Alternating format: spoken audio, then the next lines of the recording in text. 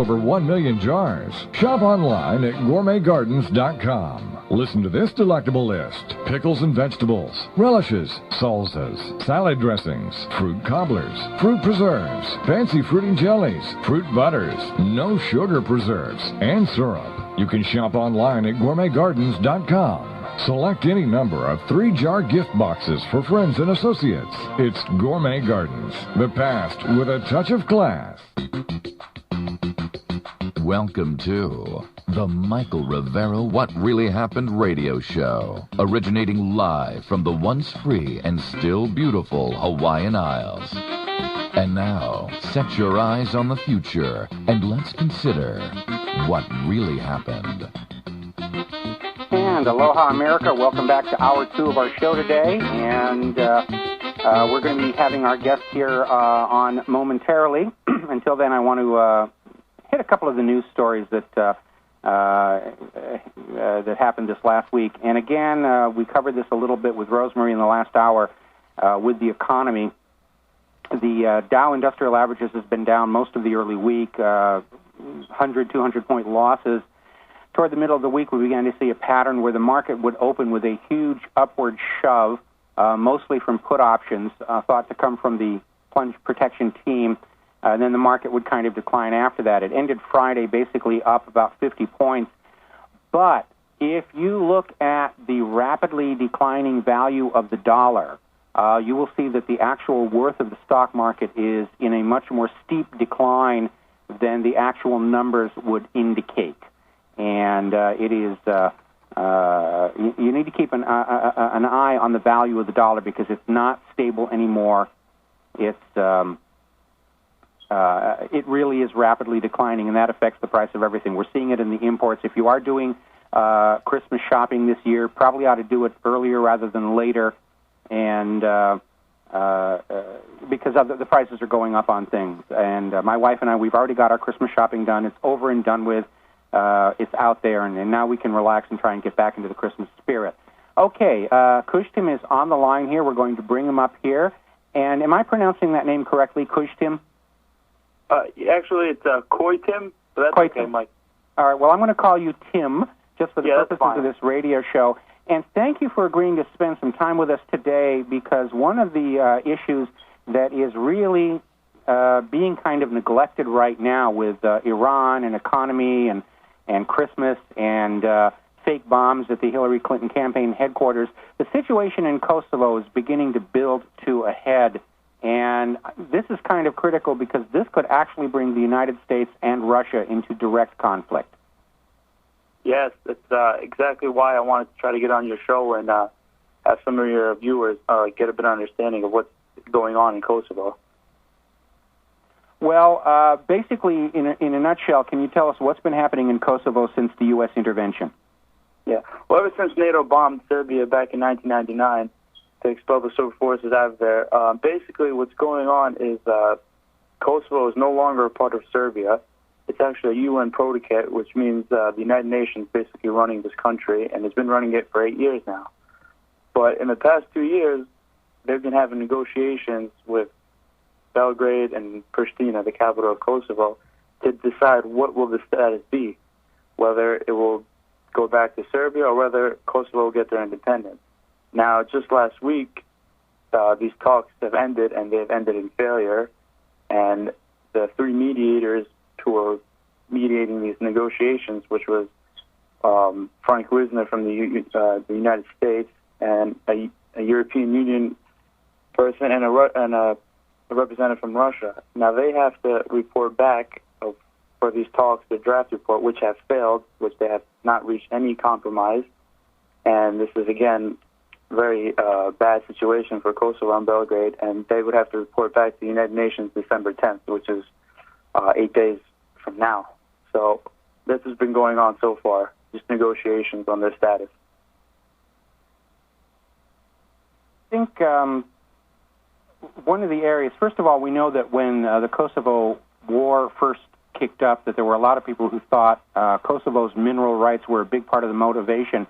But I want to go back to this United Nations situation. By any chance, is Kosovo's status under Article 17 of the UN Charter? I'm not really sure about that. I know right now they're under Resolution 1244 that the United Nations has came up with back in 1999. Okay, well, the reason I ask is that the UN has a long history of these protectorate situations, and I know that in the case of territories being governed by other nations, like as Serbia was governing Kosovo, and as the U.S. at one time was governing the territories of Alaska and Hawaii, the UN Charter says that the decision whether they're going to be an independent nation or become part of the parent nation is really supposed to be left up to the people in a special vote called a plebiscite. And I know that in the case of Alaska and Hawaii, that election was kind of fraudulent because the option to become an independent nation was not actually on the ballot. But now we're finding out that Kosovo's status is being negotiated rather than subject to a vote. I mean, what do the Kosovar people themselves want? Well, they want full independence away from Serbia. Obviously they need the international community there, but they want, I guess you can say, supervised independence, where the international community is still running things and help them get back on their feet. That's what they want. They're pro-independence and they want nothing to deal with Belgrade anymore. Okay, and of course Russia is basically, I think, taking the position of Serbia? Oh, yeah, definitely. Okay. Meanwhile, we've got the United States is at least overtly championing the idea of independence for Kosovo. And again, this gets back to the idea of access to some of Kosovo's rather impressive mineral rights, the Trebka lead mines, which when you're fighting wars, getting access to lead is kind of important, not only for bullets but for batteries.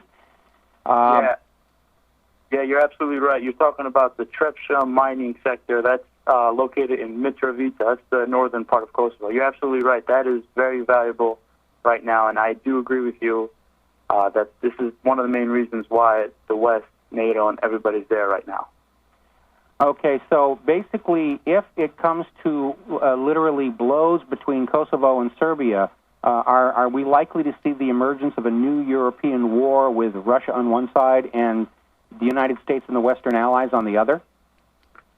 Yes, that's what most analysts are saying right now. They want to try to avoid it any way possible, but just let me tell you about, they had in Kosovo elections just a couple of weeks ago, and only 45% of the people went out to vote, meaning they're fed up with the UN there, because UN keep promising them independence, but nothing has been done. I mean, they've been there for 8 years. All they've done is waste time and money. So with the low turnout of the elections, this is, signifying that they are not happy with what's going on, which could lead to possible war. And yes, that's what happened. Russia siding with Belgrade, and Europe, most of the European Union states are backing Kosovo, along with Canada and the United States. So, yeah, you're probably right there. It could lead to possible war. I mean, I hope not. I mean, I've lost family members in the 1999 war, but if that's what it's looking at. Well, I think probably a lot of people are very concerned because apparently just this morning or yesterday, late yesterday, Russia has formally withdrawn from a NATO pact, basically constraining themselves from sending troops and arms into Europe. So at least in point of view of treaties and legality, Russia is now free to send their troops and military into Europe if they feel there is a strategic need to do so. And obviously, again, looking at the idea of conventional warfare, I'm sure that Russia, as it sees the U.S. continuing to invade country after country in the Middle East, would be very much interested in preventing the United States from getting access to those lead mines.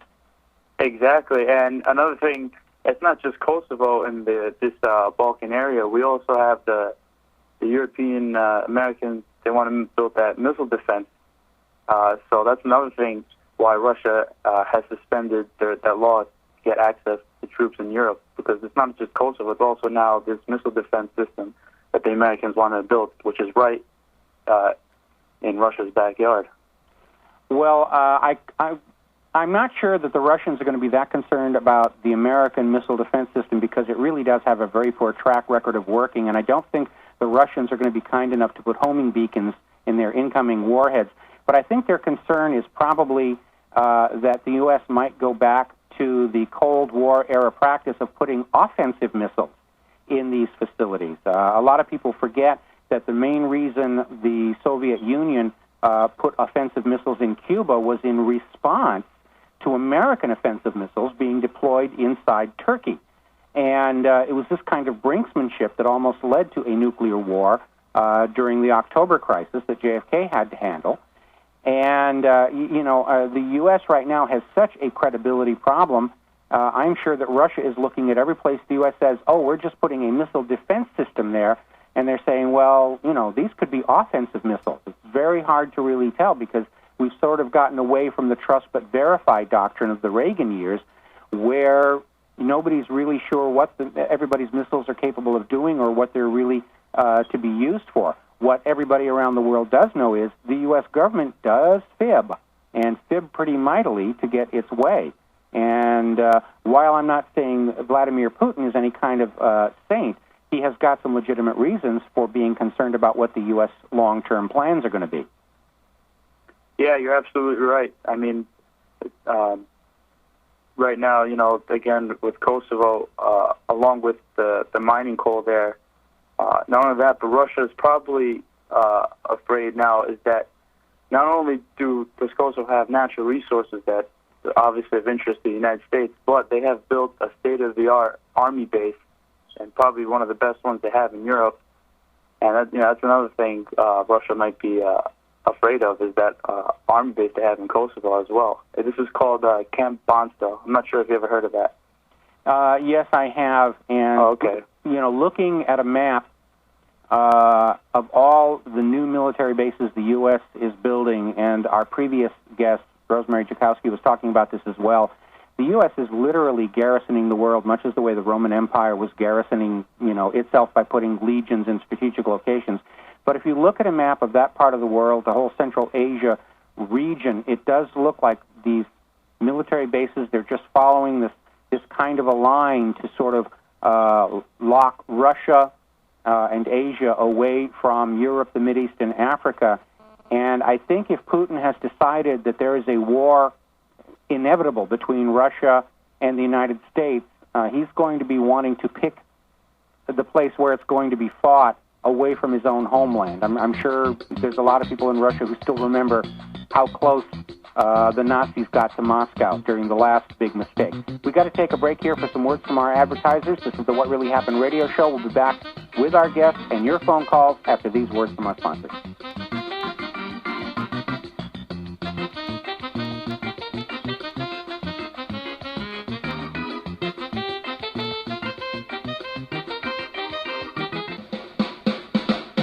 Wow, this tastes wonderful.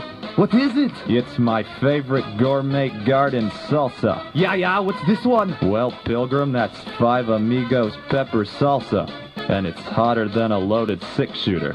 So keep your hands off it. Okay. How do I get this gourmet gardens? I want them all. Well, see here. You order online at gourmetgardens.com and get all you want. It's so easy. Any musclehead could do it. gourmetgardens.com. That's right. Gourmet Gardens ships all over the nation. They've sold over 1 million jars of specialty foods from a delicious list of 100 different products. Something for everyone. Pickles and vegetables, relishes, salsas, salad dressings, fruit cobblers, fruit preserves, fancy fruit and jellies, fruit butters, no sugar preservatives, and syrups. Give me your computer, cowboy, so I can order for myself. Do it now. That'll be the day. That's gourmetgardens.com. Yummy. It tastes so good. At the holiday party, Chris shows the telltale signs of being wasted. He tells his boss, the one about the salesman and the talking bar stool. Laughing, he excuses himself to hit the head. He decides a plant will do just fine. Chris misses the plant. Finished, he raids the company fridge and eats 27 deviled eggs while drinking the special punch nicknamed Rocket Fuel. He makes out with Kathy from accounting. He decides to make a funny holiday card. Sitting on the copying machine, Chris laughs hysterically. He writes, Happy holidays from Stinky the Elf. He then yells, office parties are for losers. It's easy to tell if you've had way too many to drive. But what if you've had just one too many to drive? Never underestimate just a few. Buzz driving is drunk driving. A public service announcement brought to you by the U.S. Department of Transportation, the Ad Council, and this station. You are listening to What Really Happened on Togi Entertainment. Grab a phone and join Michael Rivero live and toll free. 877-864-4869. 877-864-4869. And remember, the more you call in, the less you have to listen to me talk. And we're here talking right now about Kosovo, and obviously a very precipitous situation that could very easily evolve into a war between the United States and Russia. Now, a lot of people might actually like that. Certainly the military establishments of both countries, what Eisenhower used to refer to as the military-industrial complex, would love to see wider regional wars justifying the extortion of more taxes from our populations in order to put in their own pockets, the way Dick Cheney and Donald Rumsfeld are profiting handsomely from these wars that have already been created in Afghanistan and Iraq. But let's maybe take a little spin here into a more positive point of view. Tim, what is the best way to avoid this kind of a larger regional war? Well, right now I think what the government of Kosovo should do is, I think, not declare independence unilaterally. Because I think, Mike, if you do that, you're going to break international law and you're going to break that Resolution 1244 the UN has for Kosovo since these past 8 years that they've been following. So I think they should avoid independence unilaterally, because if that happens, that will break the resolution and that will give Serbs, no law to go right in and march right in Kosovo, meaning that if they break law, Serbs can have something to say, well, now we can go reattain our land because the Albanians themselves have broken the law. So I think we should avoid independence unilaterally. I think we should continue maybe with these negotiations. I mean, negotiations are over, but to declare independence unilaterally, that's one step closer to war. And if we can avoid war, then we should not declare it unilaterally. Well, that sounds a little like, I guess the word would be appeasement, and I'm sure that's not going to sit well with the Kosovars. It's when you've got that taste of freedom, it's very hard for somebody to say, well, let's not go for it now. And I'm sure they understand the alternative is there could be a conflict, but the region has seen so much conflict. There's a point at which people get numb to seeing, bombs and combat and stuff, and they figure it's just part of the background. So, let's go for freedom. And again, if we are looking at people outside of Kosovo and Serbia itself who want a war, there are so many ways to shape it. For example, and I'm just blue skying here, but if somebody were to come in and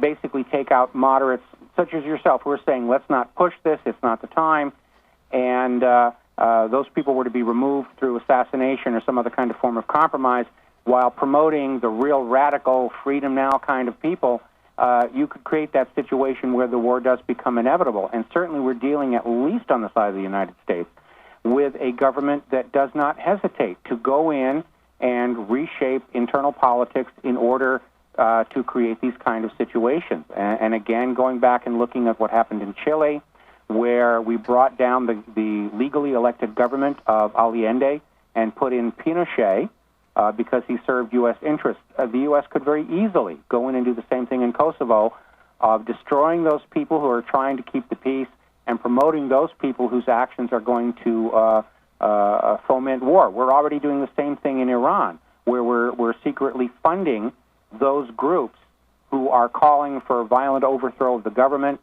And it's, I hate to be cynical about it, it's the way the game gets played. Yeah, well, that's how I understand. That's how everything works. Another thing, this already happened to Kosovo back in '99. I mean, if you did some research on it, Mike, this is exactly how the CIA boosted the KLA to start a conflict in Serbia. I believe it was the CIA who started things up to get a war. So obviously, yeah, if the United States wants to spark a war, they can do it very easily. So this already happened to us back in 1999. Well, just one of our many interventions that go in and project our power around the world. But, again, the problem is war is very expensive. It always costs a lot more than anybody expects. And the U.S. is just flat running out of money, and it's running out of credit lines. It's running out of people willing to loan more money for the wars because with the long-term agenda, it doesn't look like there's any end in sight. It looks like the U.S. just wants to go on conquering places until it runs out of things to conquer. And sooner or later, we're going to run up against an enemy or a coalition of enemies that is going to say enough is enough. And again, the parallels to World War II, I look back at this last week's CNN YouTube debates where McCain is trying to rag on Ron Paul and saying, your kind of anti-war appeasement is what allowed Hitler to come to power. And I just wanted to reach through the TV and thump John McCain on his forehead and say, you have got it backwards. Hitler used Gleiwitz to invade Poland without real cause, just as Bush has used 9/11 to invade Afghanistan and Iraq without cause. And when the world let Hitler get away with that, he just kept right on going, went into France and went into Belgium and went into Norway and went into all these different places, until finally the rest of the world stood up and said, okay, we've got to deal with this. He's not going to stop. And we're in that situation now. George Bush has got us into Afghanistan. They're talking about going into Darfur, which is not about the Darfur people. It's about more oil and more military bases. We're into Iraq. We're not doing well there. We're getting ready to go into Iran. And I see other nations around the world, like Russia and China, basically getting together and saying, okay, they're not going to stop. We have to make them stop. And we're going to have a third world war on our hands. And this one is going to go with nuclear weapons. And you just kind of wonder, what are these world leaders thinking? What drugs are they taking? And you begin to understand, when Dick Cheney became vice president, the first thing he did was build a bomb shelter under the vice president's mansion. You begin to realize they're really planning to do this. Wow, I didn't know that. Wow. Oh yeah, it was. His neighbors were complaining because they were having to dynamite the bedrock to kick some room in there. But yeah, Dick Cheney's built this huge underground bunker complex underneath the vice president's mansion, and that's been there and all ready to go. And the U.S. is building all these underground facilities in various cities. There's one underneath the northeast corner of Griffith Park in Los Angeles. We've got one here in Hawaii, buried in the middle of the tunnel on the H3 going to the windward side. And, there's all these things being built. They're making preparations to really fight a nuclear war. And, of course, these bunkers are not for we the people, just for the leadership. We have a phone call we're going to take here. We're going to go to Carol in Florida. Carol, are you there? Hi, how are you today? We're fine. What can we do for you? Well, I'd like to, this question or statement might be able to help with all the trouble. We've given, or for some reason, I don't know which document has done it, but we have sovereign immunity that the state has. And I'm just new to thinking about this because I've been told by some police officers, the state has sovereign immunity, you can't do anything. Some offices of government have said, you won't be able to sue the state because of sovereign immunity. But what's happening is all this money is going overseas to wars. And again, it must be sovereign immunity. And even at the local level, if we can harness that and start holding them accountable and be able to sue them, maybe there would be less mistakes. Well, this unfortunately is not a new phenomenon. We've started seeing, going back, I think, almost 10 years, where they very quietly started passing laws that you could not sue various officials for anything they did in the performance of their lawful duty. And it's been sort of growing since then. But this phrase, sovereign immunity, is a new one. But basically what it says is we can do to you what we think we want to do to you, and you have no legal recourse in the court system. They are starting to use it. And it's going to work only if we, the people, let it work. But what it basically says is the system doesn't work anymore. We don't have any control over the government. We can't have any recourse through the court system. And again, this goes right back to that statement, by John Kennedy and Robert Kennedy, when peaceful revolution is impossible, violent revolution is inevitable. I don't like it, but we're definitely well on the way. When the elections are rigged, when we can't sue the elections for being rigged, we really have lost control of our government. Israel controls our government. They control it with money and blackmail and all the rest of that coming through AIPAC. But we, the people, we have been cut off from the control of our own government. We're not a democracy anymore. We are the dictatorship that George Bush used to joke about. I'm about ready to go out in front of the courthouse with a big sign, "We're in a police state," and say I'm on a fast. I mean, I never thought like that before. I've usually thought people, they're good for them to do that. Sorry about the sound effect. I'm trying to get another sound clip up here, and the machine's giving me some difficulty. But let me play this sound. Okay. If this were a dictatorship, it'd be a heck of a lot easier. Just so long as I'm the dictator. And, George Bush told that joke over and over and over again during the first months of his administration, and, he's not telling it anymore because we're not laughing anymore, but it is really true. He has created a dictatorship, and he has done it by creating a society in which the elections are completely rigged.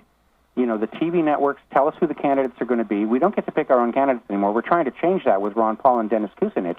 Okay, but the TV networks tell us who the real candidates are, and then they get to count the votes and tell us who won. And most people don't even realize there is no government office, there is no civilian, citizen oversight. The TV networks collect the votes, and then they tell us who won, and there is no way to check it. No way to check it at all. What little control we had with the paper audit trails and the cards has gone away with these electronic voting machines. We're all supposed to push our little button, and then the TV networks will tell us who our new leader is, and we're supposed to accept that. And then the message from the government after that is, well, whatever we do to you is what you wanted because, after all, you voted for this. This is what you, the people, voted for. And so we can do whatever we want to you, whether it's torture or imprisonment or rendition, because you voted for it. You pushed that button. That was your contract to agree. We're going to take another break here for some words. And, Carol, can you stay over the break? Yes, please. Okay, and Tim will be back here to talk to you as well and get back on the subject of Kosovo. But yes, this issue of sovereign immunity is really the government telling the voters and the taxpayers, blank you, and you can fill in the blank yourself. We're going to take a break here for some commercials, and we'll be right back after these words from our sponsors. If you want to join us on the air, it's 877-864-4869, 877-864-4869. We'll be right back.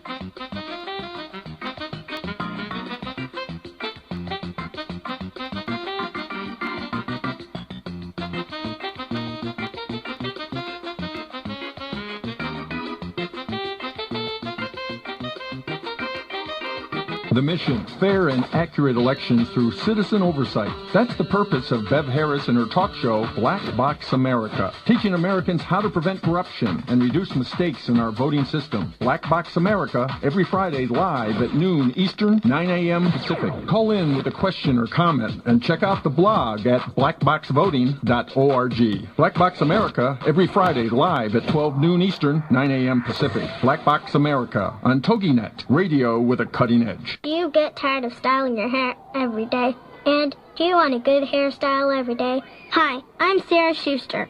I invented the Insta-Do. Just put it over your head like a helmet does, and you can have an instant hairstyle. People like it. People like Jeff Bart. I like it.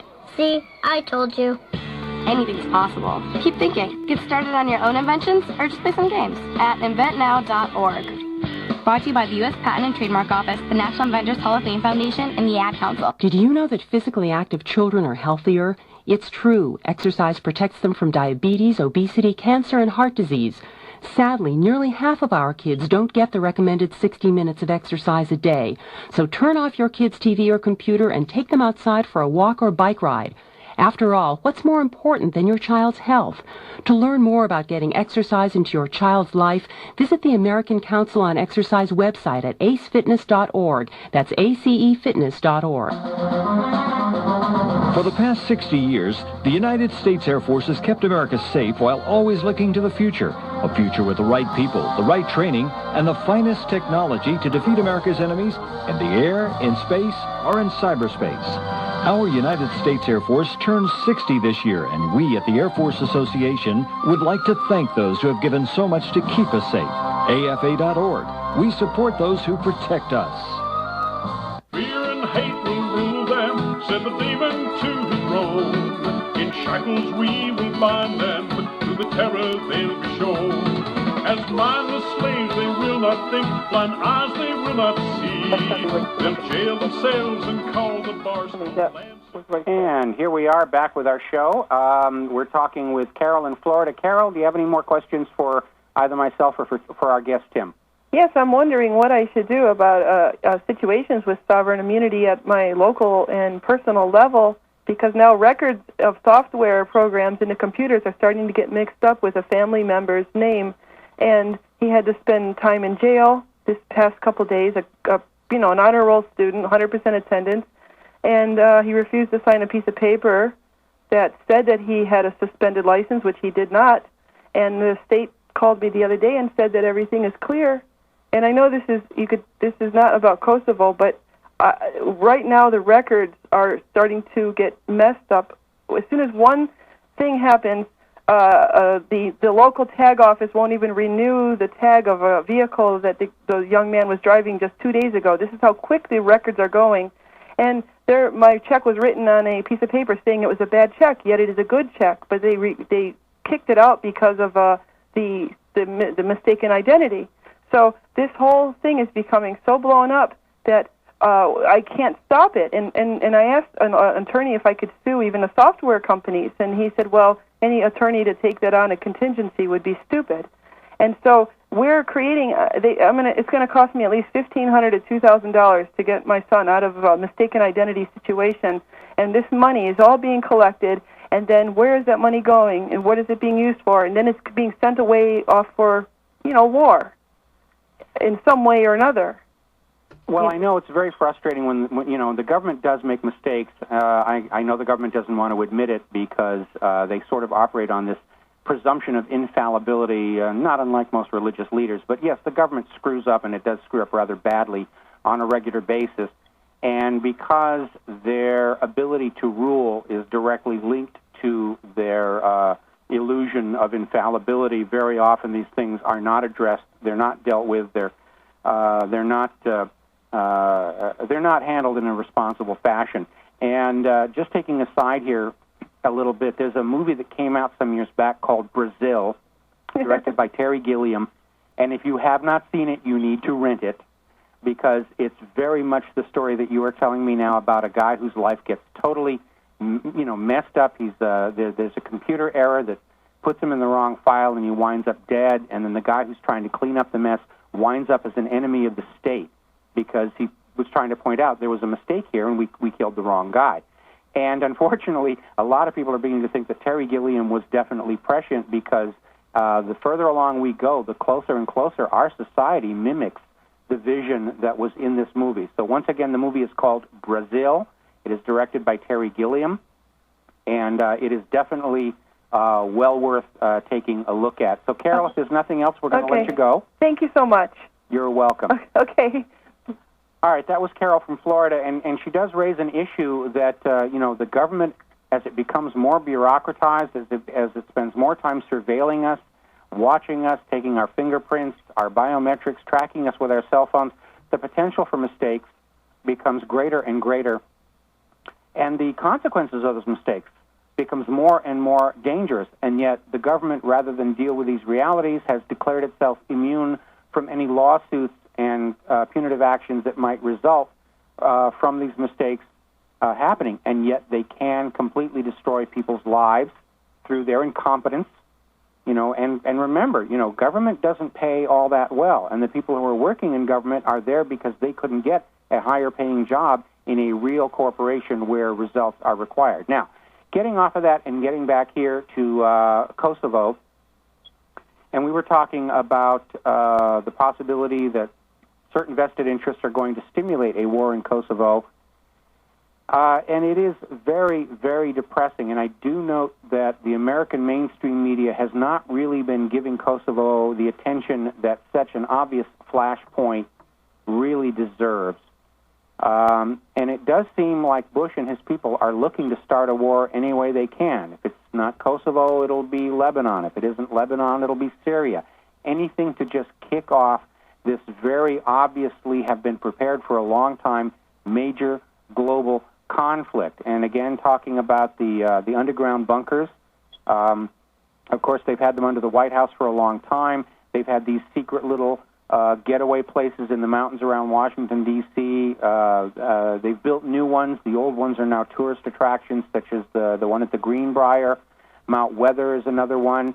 They're building all these underground bunkers underneath all the major cities. And these bunkers are not for the civilians. They're there for the political leadership, for the top people. So they'll go down under and they'll be in these bunkers, and the atom bombs will fall down on all of us. And maybe they'll figure the world will be a lot better if it's just them and the beautiful natural planet free from global warming and those icky, as George Bush Sr. used to call us, the useless eaters. And I don't know, maybe, maybe this is what's being planned. Yeah, I mean, it's very sad when you look at it. I mean, not only are we having problems around the world, but even here at home, it's getting pretty crazy. I mean, your caller brought us some good points. It sounds like a dictatorship, martial law. I mean, very scary when you think about it. Well, it's scary, but it's also, there's an upside to it, and it has to do with something that we call Rivero's rule of the dictatorship, which we have around here, and that is the fastest way to bring down a dictator is to force them to act like one where everybody can see it. And I think what we're seeing happen in the United States right now mirrors very much what we saw in the last days of the Soviet Union when the samizdat and other means of mass communication outside government control began to really educate the Russian people what the Soviet Union leadership had been up to all those years. And the Soviet Union tried to shut it down. They tried to slam it down. They got very tyrannical to try and control that growing awareness. And, of course, in the end, it didn't work. The USSR bankrupted itself with its militarism. It destroyed its own credibility.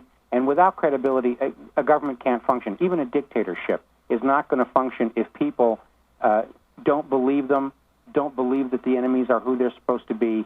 And I really think we're heading into a very ugly time in the United States, but I don't think it's going to last. I don't think it can last. And I really do think, all joking about tarring and feathering and ropes on the lamppost aside, I think the ultimate end of the United States government will pretty much mirror what we saw happen in the Soviet Union. It's just going to fall apart from its own rot, its own debt, and its own corruption. Before we let you go, Tim, do you have a website you'd like to share with our readers? Yeah, actually, I have a blog and a website I work with. My blog is verteta.blogspot.com. That's VERTETA, which means truth in Albanian. And the website I work with, it's New Kosovo, that's with an A, not Kosovo, report.com. So it's new, KOSOVA, report.com. Okay, Tim, if you'll email me those two URLs, because I'm not sure I've got them transcribed correctly, but if you'll email those to me, I'll put them up on what really happened. Sure, thanks, Mike. Always a pleasure. Thanks for having me on. You got it. Thank you for joining us on the air there, and we'll have you back at some other time in the future. Okay, we're basically coming down here. We've got about 20 minutes left. If you'd like to call in and rant about something, anything at all, call in and do the bah humbug thing as the Christmas season is upon us, and Christmas, of course, is a three-letter word, bye. And it does seem very much that really Christmas is not much more than just another marketing opportunity. And I'm going to stop here for a minute. I was going to go into the news story and everything, but I want to share a story with you from many, many years ago, back in the 1980s. I had an opportunity to work in Europe, and I had a chance to spend the Christmas season in Germany, and specifically in Munich and the Marienplatz. And I remember, yes, there was a lot of shopping and everything going on. on and people were making money. But along with that, there was a much more sincere sense of the older traditions. There were people in the streets handing out small candies and treats to complete total strangers, and people were dressing up and just having a lot of fun, and really was a lot more spirit, and felt like a very real kind of expression of the joy of the season. And it's such a contrast when you look here in the United States, where people are at the mall and they're just shoving each other around, and off in the corner there's a gratuitous choir from some school that's, basically singing the songs, but nobody's really singing along, and they're not even really listening all that much. And it just really feels like a chore. And my wife and I kind of went through the same thing. We stopped having a Christmas tree back when the war in Iraq started. We just decided we weren't going to have a tree until there was once again peace in the land, because it felt kind of odd having a Christmas tree when we're bombing the people that we see in those nativity scenes to get their oil. And it was kind of a hypocrisy that I really could not deal with. So Christmas is a real chore. We got ours done. It's all mailed, and we're just happy we don't have to deal with that anymore. But it just seems that Christmas really has mutated away from a festival at the middle of winter to really just another shopping come on.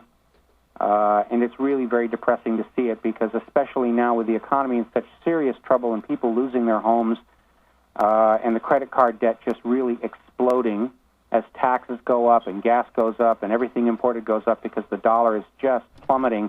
And all the mainstream media can think to do is to remind everybody about how important it is to make sure everybody on your Christmas list has that special something from whatever store they're hyping at the particular moment, whether it's, Best Buy or something like that. Go to Best Buy, get them whatever.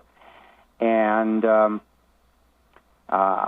I think I would almost recommend that for those of you who still have to deal with Christmas gifting, especially in your local neighborhood where you don't have to mail it or package it up or everything, is almost go to the homemade kind of stuff.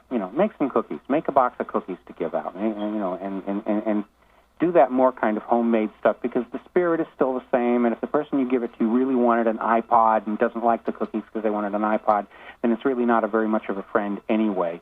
When they're just there to what goodies can I get from you? And so it's going to be kind of hard to really feel like Christmas amidst all of this stuff.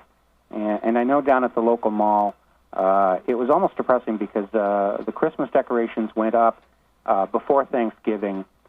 And not only that, they're getting kind of old and scratched up and chipped, and they don't even really look all that good anymore, but they just hang them up on the prefab hooks, and it's Christmas, and therefore you should go out and buy stuff. We're going to take a break here for some advertisers who I hope are not too offended by what I just said about craft commercialism on Christmas, and we'll be back after these words from our sponsors.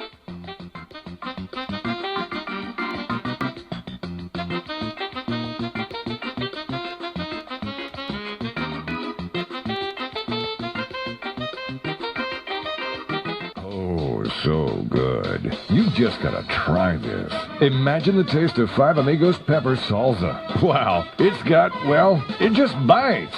You know what I mean? I love this kind of salsa. And it's just one selection from a long, tantalizing list of over 100 different specialty foods.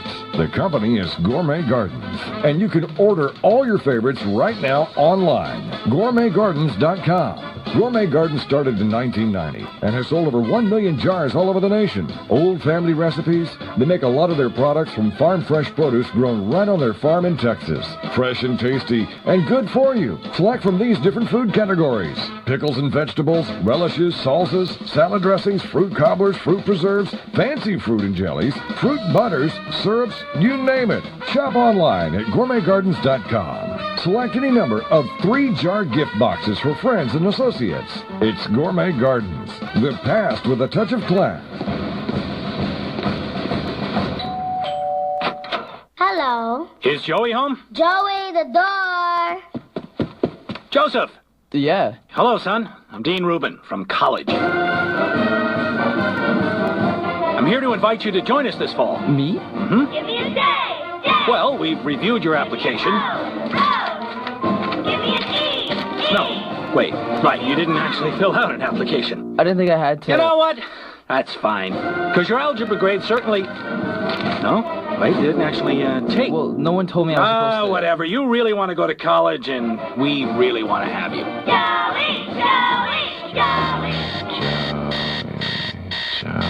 Joey, out of bed. Hey, wake up. You can't dream your way into college. There are actual steps you need to take. For all the steps, visit knowhowtogo.org. Brought to you by the American Council on Education, Lumina Foundation for Education, and the Ad Council.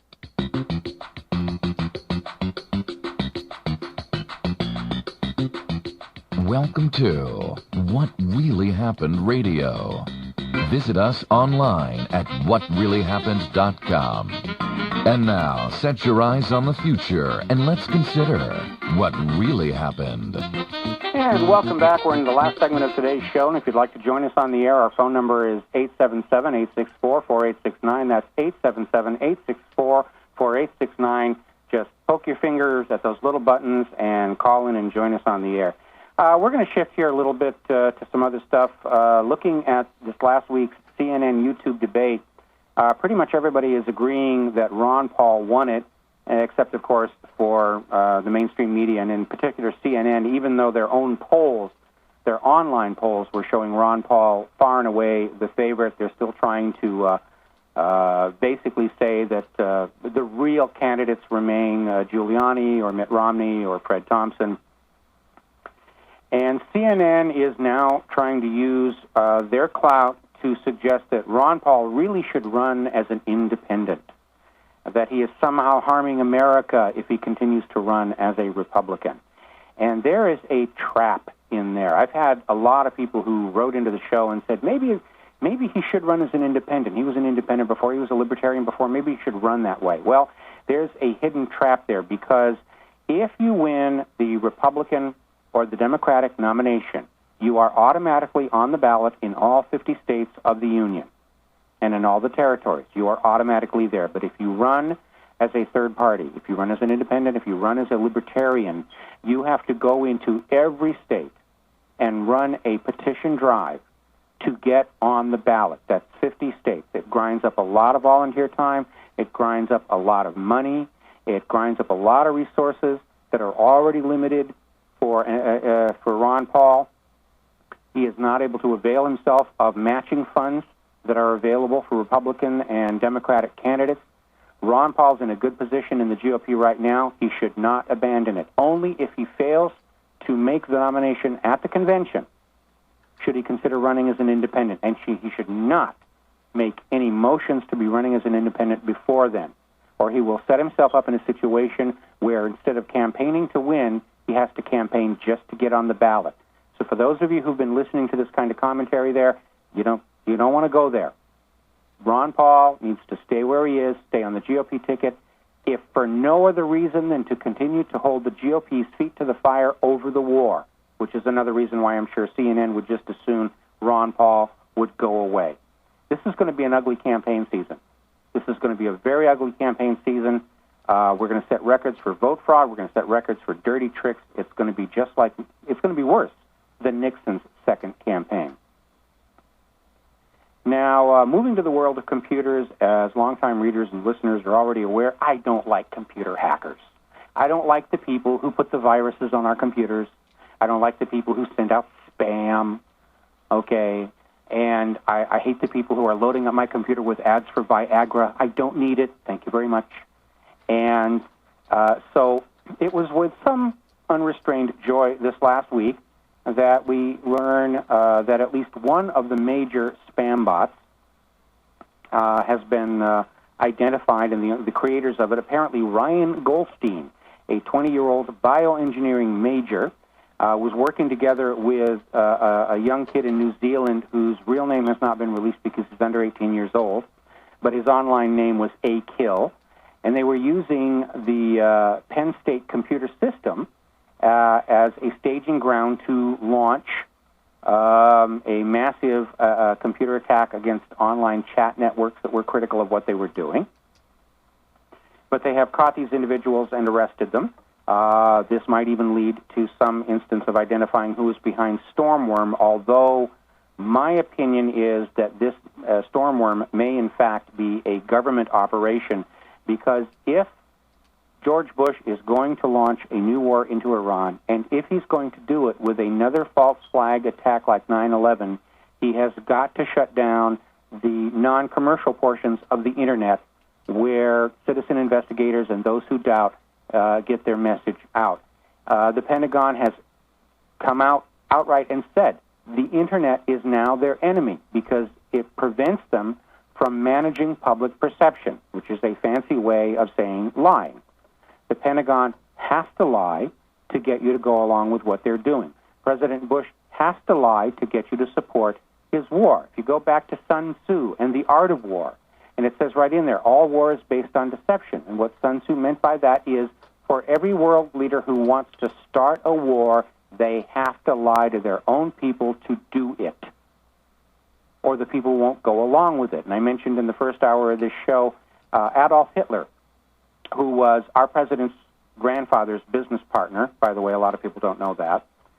Adolf Hitler used a staged attack at a radio station in Gleiwitz, Germany, near the Polish border, to create the illusion that Germany was already under attack by Poland. And 24 hours later declared war on Poland and marched the world off into World War II.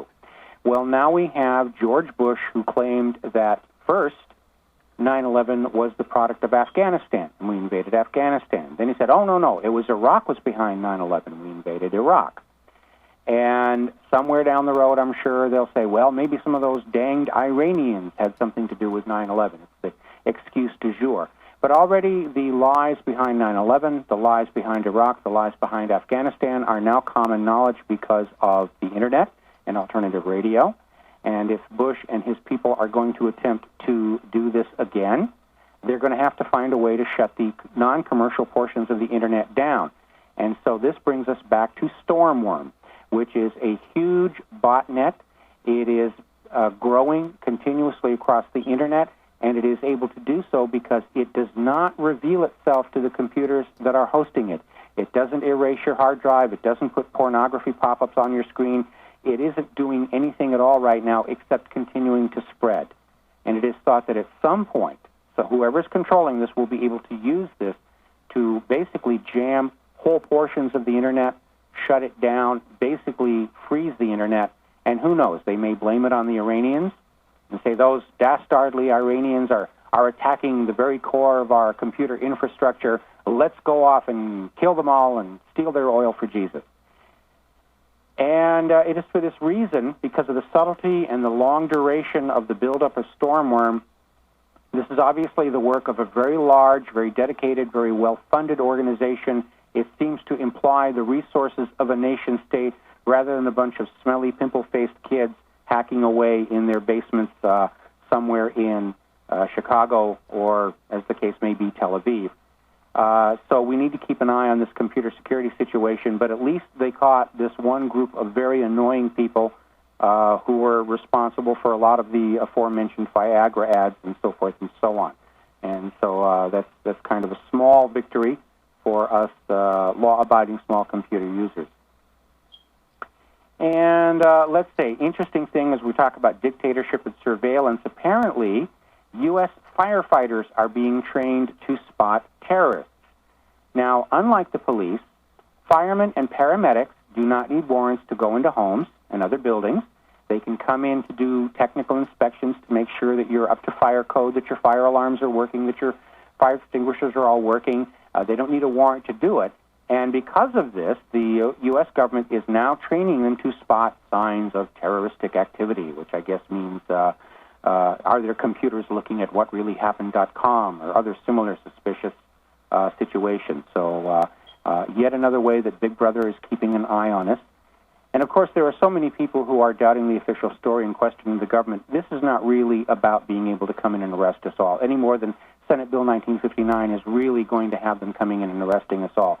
It's about keeping the American people terrorized so that we stay silent, so that we don't talk to each other, that we just watch what TV tells us to do and we do it, so that we will have, just as Nazi Germany had the good Germans who just did what the government said in the hopes they'd be left alone, we have the good American who just goes along with whatever television says Bush is trying to get you to do.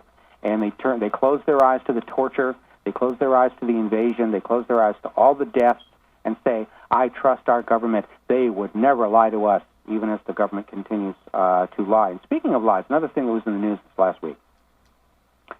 In 1992, Congress unanimously approved the JFK Records Act back in 1992, and it mandated that all assassination-related records be reviewed and disclosed immediately. There was a lawsuit filed in December 2003 by a group of JFK authors. These are published, very credible people. They wanted some reviews. 18 months later, the CIA is still stonewalling. The agency acknowledges that it possesses large numbers of documents related to the Kennedy assassination, but it will not release them in any form at all.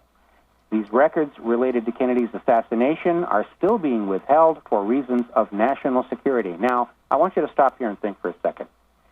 If John F. Kennedy was assassinated by a crazed lone nut assassin by the name of Lee Harvey Oswald with an old war surplus Italian rifle that wasn't even in good working order, if all of that was true, why does there need to be any secrecy? All of the records the CIA have would just support the official story. So there's only one reason for the CIA to still be hanging on to these records and holding them, and that is because even back then, the U.S. government was lying to the people about how John Kennedy was assassinated. Lee Harvey Oswald was a patsy, just like John Wilkes Booth may have been a patsy in a far larger conspiracy to remove a head of state. But the important message here is the government does lie. They lie all the time. The presumption that they're being truthful is nonsense, silly, and naive. The burden of proof is on the government to prove they are telling the truth, not on us to prove that they are lying. We've already got it. This brings us to an end of today's show. We'll be back next week with new guests, your phone calls, and a lot more interesting stuff. Tune in again. Until then, aloha.